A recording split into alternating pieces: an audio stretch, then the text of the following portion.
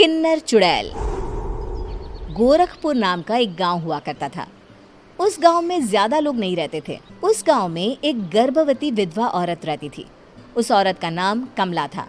कमला अपने घर में अकेली रहती थी।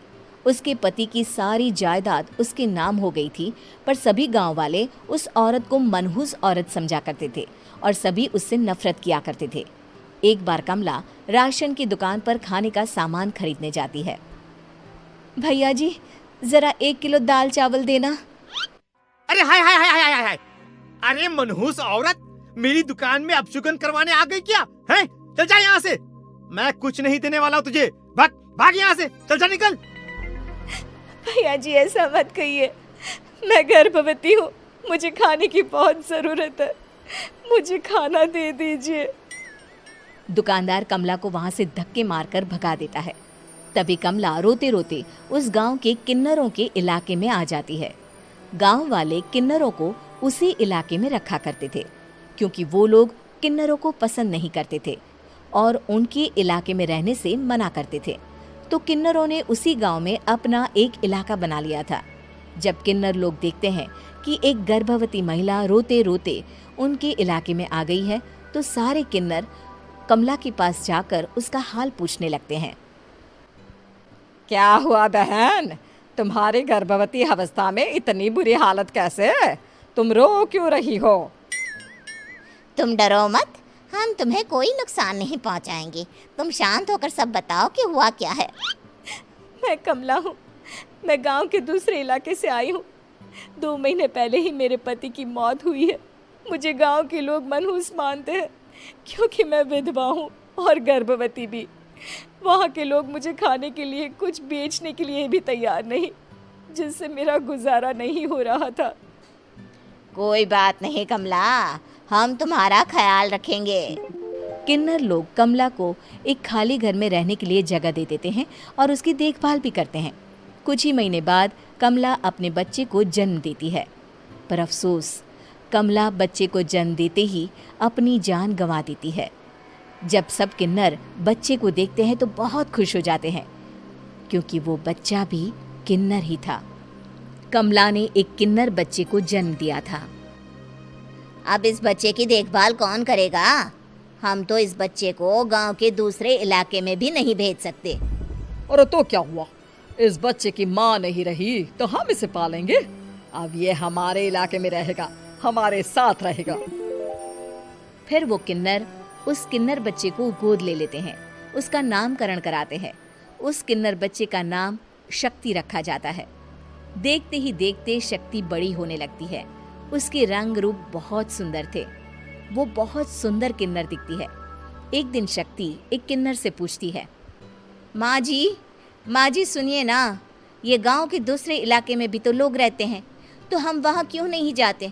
हम उनसे अलग क्यों रहते हैं? शक्ति, क्योंकि वो लोग हमारे जैसे नहीं, वो लोग हमें पसंद नहीं करते, इसीलिए हम उनसे अलग रहते हैं। क्यों? वो हमें क्यों पसंद नहीं करते? मुझे एक बार उस इलाके में जाना है। मैं एक बार वहाँ जाकर घूम कर आऊँ। शक्ति, खबरदार, जो तू उस इलाके में कभी भी गई तो अपनी जान नहीं गंवाना चाहती तो उस इलाके में कभी कदम भी नहीं रखेगी, समझी? इतना कहकर वो किन्नर वहाँ से चली जाती है। शक्ति उस किन्नर की बात सुनकर बहुत रोती है। माँ जी, ऐसा कैसे कह सकती हैं? उन्होंने इतनी सी बात के लिए मुझे इतना डांटा। अब तो मैं उस इलाके में ज़रूर जाऊंगी। फिर एक दिन शक्ति गांव के दूसरे इलाके में चुपके से जाती है। ये लोग तो हमारे जैसे ही इंसान हैं, तो ये हमसे नफरत क्यों करते हैं? जब शक्ति उस इलाके में पहुंचती है तो गांव के सारे आदमी उसके रूप से मोहित हो जाते हैं। वो लोग ये अंदाज़ा नहीं लगा पाते कि वो किन्नर है। शक्ति की सुंदरता देखकर सारे गांव वाले उसकी तारीफ करने लगते हैं। तभी गांव का चक्कर लगाने गांव के जमींदार का बेटा हर्ष वहां पहुंचता है। हर्ष भी दिखने में बहुत सुंदर होता है। जब हर्ष ने शक्ति को देखा तो वो भी उससे मोहित हो गया, और जब शक्ति की नज़र हर्ष पर पड़ी तो वो हर्ष को देखकर मोहित हो गई। आपको पहले कभी इस गांव में देखा नहीं। इस गांव में आप नए हैं क्या? जी नहीं, वो मैं बस। तभी शक्ति बोलते बोलते रुक जाती है और मन में सोचने लगती है, अगर मैंने इनको बता दिया कि मैं दूसरे इलाके से आई हूँ तो वो समझ जाएंगे कि मैं किन्नर हूँ, इसलिए मुझे इनसे झूठ ही बोलना पड़ेगा। शक्ति हर्ष को कहती है, जी हाँ, मैं इस गांव में नई आई हूँ, यहाँ अकेली रहती हूँ। वैसे आप कौन है? आप भी इसी गांव में रहते हैं? जी हाँ, मैं इस गांव के जमींदार का बेटा हूँ। आपको किसी भी चीज की जरूरत पड़े तो आप मुझे बता देना, मुझे अच्छा लगेगा। ऐसे ही शक्ति और हर्ष एक दूसरे से रोज मिलने लगते। वो दोनों अपने प्यार का इजहार करने एक दूसरे से मिलने जाते हैं। तभी शक्ति का पीछा करते करते एक किन्नर वहां आ जाती है। शक्ति, मैं तुमसे बहुत प्यार करता हूँ। मैं तुमसे शादी करना चाहता हूँ। क्या तुम मुझसे शादी करोगी? हाँ हर्ष, मैं तुमसे शादी करूँगी, पर मैं तुमको अपने बारे में एक सच्चाई बताना चाहती हूँ जो मैंने तुमसे छुपा कर रखी है।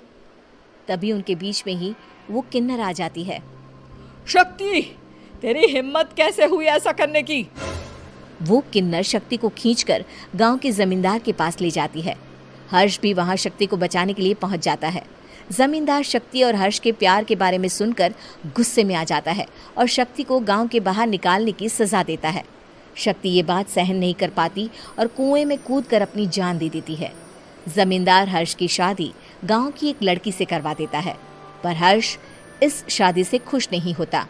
शक्ति अपना बदला लेने के लिए मरने के बाद किन्नर चुड़ैल बन जाती है। अब मैं इन गाँव वालों को नहीं छोड़ूंगी, अब इनसे मैं अपने प्यार का बदला लूंगी।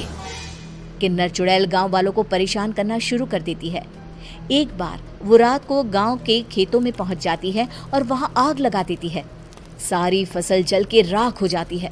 जब एक आदमी रात को उठकर देखता है कि खेत में आग लग गई है तो वो वहां पहुंच जाता है। वो देखता है कि खेतों के बीचों बीच एक किन्नर चुड़ैल खड़ी है और वहां खड़े होकर ताली बजा रही है।